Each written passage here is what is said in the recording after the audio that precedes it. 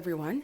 For today's tutorial, I will be teaching you how to use Google Messages on your Android phone.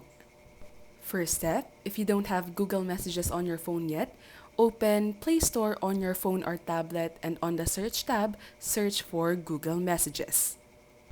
Now click the one with the blue message icon and press install if you don't have it installed yet. If you already have it installed, just press open and it will lead you to Google Messages. If it's your first time using or opening Google Messages on your phone, these prompts will appear, so just press next, but be sure to read all of it. Here, you'll be asked if you want to pair it with your phone or if you want to connect it to your SIM card. However, for me, I don't have SIM card on my tablet, so I chose pairing it with a phone.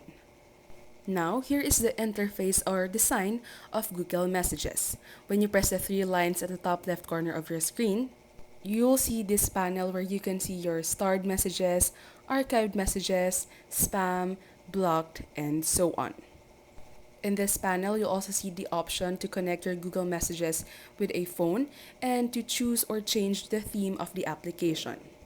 You can change it to light, dark, or system default. Now, you can connect your Google Messages to your Google account. Just enter your email or Gmail account and your password. To start messaging on this app, you have to set Messages or Google Messages as your default SMS app instead of the regular message application installed on your phone. On the right part of your screen, you'll see all the conversations that you'll start or you'll have here in Google Messages. To message someone, just press the Start Chat button and enter the email or the phone number of the person that you want to contact. Once you've entered the person you want to contact, you can go on and type your messages or your message on the space below. Now, Google Message also works like your regular messaging applications where you can send different stickers, emojis, and so on, which we'll explore in a while. On the panel below, you can see the space where you can enter your message.